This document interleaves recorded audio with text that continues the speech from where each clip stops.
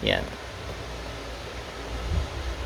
Tungkol naman pala ito sa mga pakikipagtalastasan. Alam niyo guys, ito ang weakness ko, yung pagsasalita talaga sa harap ng mga tao. Pero napaka-challenging nung binigay sa akin ni Lord, kasi tulad ng sinasabi ko, mahiyaan ako magsalita sa harap ng mga tao, pero pakiramdam ko dun lagi akong dinadala ni Lord sa mga ganong sitwasyon. Kasi biro mo, isa akong staff doon sa Cone Zone Ice Cream, tapos yun nga, pinromote ako ni Lord doon sa kumpanya namin. Syempre wala akong choice kundi tanggapin yung challenge sa akin na hindi ako pwedeng doon sa comfort zone ko lang. Kailangan kong lumabas at maging wild. Ibig sabihin, maging wild yung talagang harapin mo yung binibigay na challenge sa iyo ni Lord, na kahit ayaw mong magsalita, hindi mo kasi yung ginagawa para sa sarili mo, para sa ibang tao, kundi para kay Lord syempre. So doon na tayo, na ipakita ko na, total pinapakita ko lang naman to sa inyo. So huwag kayo mag-alala guys, kasi pagka book review sa Reels o sa Shorts o sa TikTok, magpo-post din ako ng mga 1 minute tungkol sa librong ito. Ngayon kapag book review na, di na kasi bababayan ng 2 minuto, mga 3 minutes pataas na yan. Pero sa Reels, sa Shorts o kaya sa TikTok, yan, kung ayaw ng mahaba, doon tayo mag-abang. Kasi sa isang upuan lang, sa 1 minuto lang, makakuha mo na yung detalye ng libro kahit hindi full. Pero pagka sinabing review, talagang pagtutuunan mo siya ng minuto o oras. Pero alam nyo ba guys, kung mahilig talaga kayo sa libro, mas magandang tumitingin muna kayo sa review, kasi maraming oras, marami kayong minutong masisave kaysa bigla kayong bumibili online o pupunta sa bookstore na wala kayong ideya, yung biglang yung impulse buying ba, na wala kayong ideya, na budol lang kayo dun sa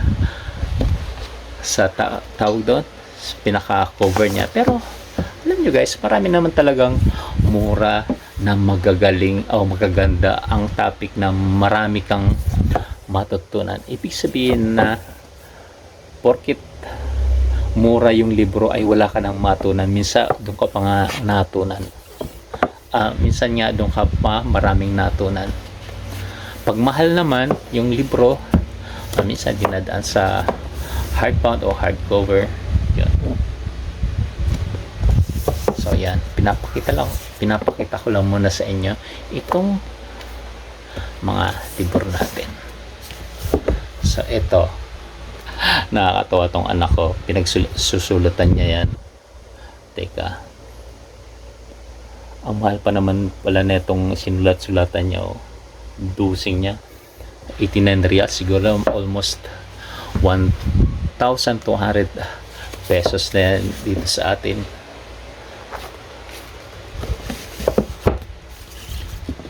So yun guys, marami-rami na ako na ipakita sa inyo, kaya gusto kong kumuha kayo, pumick up kayo ng mga libro para mabigyan natin ng magandang review.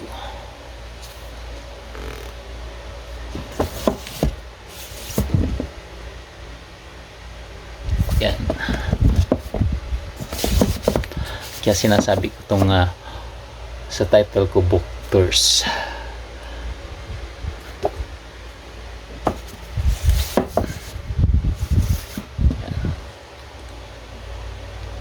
How to run a company. At ito, puro tungkol pala sa negotiating, magugulo pa dapat pala yan. Pagtungkol sa negotiation, itabi ko na. So yan guys, yan muna ang sa atin sa araw na ito. Bukas naman sa banda rito. Ayan guys, aglit ko lang pakita sa inyo. Kung napansin nyo ay doble o tatlo pa yung mga nabili kong libro at may kwento dyan kung bakit nagdodoble. Ayan. Yan ang bubuklatin natin bukas. Saka ito. Mga Filipino authors naman, baka sabihin natin ng ibang baka sabihin ng ibang nanonood sa atin puro mga foreign authors ang pinapakita natin. Dito naman sa taas, yan, padala ng pakita ko lang saglit, padala ng mother-in-law ko na loves talaga kami. Yan, papakita ko sa inyo guys. Yan, Randy West yung kay James Patterson. Isa yan sa nagustuhan ko kasi maghalong love story yan, suspense, thriller, mystery. Kaya lang minsan nililimitahan ko na rin talaga yung pagbasa ko. Mas tawag doon, mas